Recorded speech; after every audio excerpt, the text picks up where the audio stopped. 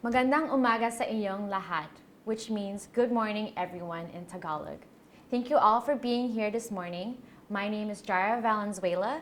I am a public relations major and I'll be graduating this December. Today I'll be talking about storytelling with cultural influence. But before I start my presentation, I would like to give you an opportunity now to see the snack that I brought for you today, so you guys can open that up now. It is a Filipino dish called lumpia. It is quite similar to an egg roll. Now, if you're wondering why there aren't any utensils, I wanted to give you a hands-on experience of the Filipino culture because we actually eat the food with our hands. So you can go in and try that if you like. I think there's some sauces there if you wanted to try that. Okay, so now that you're all settled in, let me ask you these 3 questions. How many of you have ever been to another country by a show of hands? Okay, so it's a good amount of you guys. How many of you can speak a different language other than English? Okay. And how many of you have experienced a different culture? Yeah, all hands should be raised since you guys all tried the lumpia right now. Okay, so let's get into my agenda for today. So I will talk a little bit about my background, what is culture, and what it means to me. And also storytelling through the importance of visuals, languages, and morals and ethics. So a little bit of background about myself first. I was born in the Philippines and I lived there for 8 years until my family and I came to the US in the year 2000. The transition to the US was not easy with the language barrier and the culture difference. Plus, it didn't help that I moved around so much due to my dad's work. But when my family finally settled in NorCal, I was able to adapt to the lifestyle here in America. As part of my Filipino culture, I grew up as a Catholic, but it wasn't until my sophomore year of high school when I came to know Christ. As I entered into college, as any typical Filipino girl, I pursued something in the medical field, like dental assisting. You can see me in my scrubs there. Little did I know that a writing class would actually spark my interest in journalism. I fell in love with the idea of telling stories. After going 2 years at a community college called Chabot, I transferred to Biola. And how I ended up to Biola was actually really meaningful. I actually rededicated my life to Christ here during a youth retreat here in Biola. It is very meaningful for me to attend an institution where I'm able to pursue my career as well as being reminded of my faith and commitment to God. I started out as a journalism major, but I transitioned to public relations because I was drawn into the idea of building relationships and being able to be a voice to the voiceless. God laid it in my heart that I had a story to tell, which is why I chose to talk about storytelling. So, why the culture? And what is culture? I looked it up in Google and they said, culture is the arts and other manifestations of human intellectual achievement regarded collectively, which is like the 20th century pop culture. It is also the custom, arts, social institutions, and achievements of a particular nation, people, or other social group. So why the culture influence? My culture is a big part of who I am and my life. And as I enter in the public relations world, I want to strive to deliver a story that will influence our public, whether it's about a brand, an organization, or even about my own story. I believe that understanding different cultures, you're able to build stronger relationships and connect on a personal level with your public. There are various cultures here in America, and it'll be my best interest to utilize these cultures to tell stories. And I will break it down on how to tell a story with cultural influence by stating the importance of visuals, language, and morals and ethics. I will show you examples of my work from my time here at Biola, my internships, and other media. So my first point will be visuals. Public relations is an industry where you are using different mediums to tell a story to a large audience, whether it's through photos, videos, even infographics, and even more. With the addition of culture, you're establishing a stronger connection with your audience. So my first example that I'll show to you today is a video that I made for the Biola transfer admission. Our group created a campaign to be able to reach out to the potential transfer students. We decided to include a strategy of creating a video to connect with our targeted audience. The video is a bit long, but I'll show you a clip to give you an idea.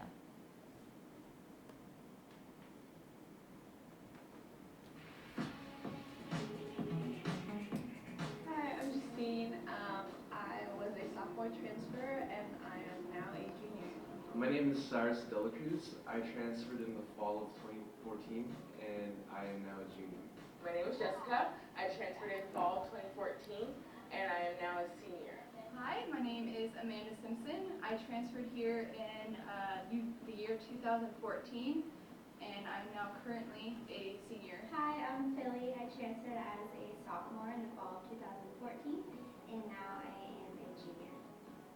So my experience in transferring to Biola was kind of unexpected because I didn't expect to transfer into a university so quick, but I really loved that they had a sophomore transfer program. Transferring to Biola was pretty easy. The minimum requirement was 12 units, so I already had it after a year at San Jose State. I was able to be connected with the Bible Bridge. Okay, so that's a little bit of the video.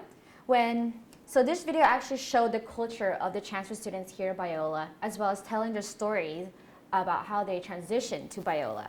When I spoke with our client, they actually told me they were very impressed and liked the idea of creating a video because it was more personal. Who better to hear it from the students who actually transferred to Biola? For the next example that I will show you, it is a poster that's called Wear a Culture, Not a Costume. These posters were created by a student organization at Ohio University called Students Teaching Against Racism. Their mission is to educate and facilitate discussions about racism and to promote racial harmony to create a safe and non-threatening environment to allow participants to feel comfortable to express their feelings. These posters received 8,000 views in one day, and they actually had to disable their comments because due to the amount of feedback they were getting. I'm sure you have all seen this because it actually went viral and was covered by a lot of media. And it just shows how an impact a visual can be and how it is relatable and able to tell a story. So the next point that I'll be going into is languages. Public relations is where you're constantly communicating along with the understanding of different cultures you're able to communicate with. It's not just being able to actually learn the language and understand it, but to be open-minded about the different languages that are out there, since not everyone can fully understand English as well. So my first-hand experience with dealing with different languages was actually during my summer internship at Intertrend. It is an Asian American advertising agency. I had the opportunity to be a part of the integrated production team, and one of my duties was actually to have the text and copies translated in a specific language. I had to communicate with different Asian American and media and translators. Through my experience, I was able to understand the importance of the use of language, especially learn the structure of these languages, to be able to tell a story in these ads. Over time, I actually learned to determine which language is which. Like on that side, it's Chinese, and this is Vietnamese. Another example that I'll be showing you is also another video, and it's actually one of the campaigns that I studied from my advanced campaign class with Professor Simon. And this advertisement is called America the Beautiful by Coca-Cola. This ad aired on February 2nd, 2014 during the Super Bowl. Coca-Cola decided to create an ad spot featuring young girls singing the patriotic tune America the Beautiful in 7 different languages. And those 7 different languages are English, Spanish, Kyrgyz, Tagalog, Hindi, and Senegalese, French, and Hebrew. This ad pertains the variety of demographics and capitalizes on the diversity population of America. So I'll go ahead and show you this video if you guys haven't seen this.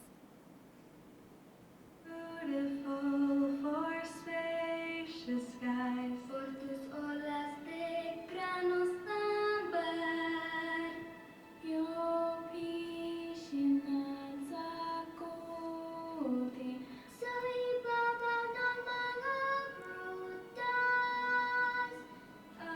America, America, God shed His grace on thee.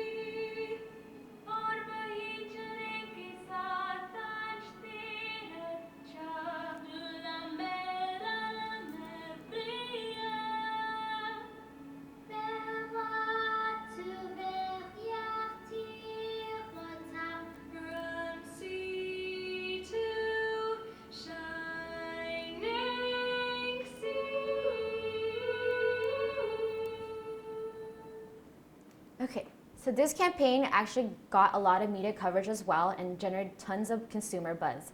The story was covered by the biggest newspaper outlets like the New York Times, Los Angeles Times, ABC News, and NBC, and among others. But most importantly, it created a genuine uproar through social media.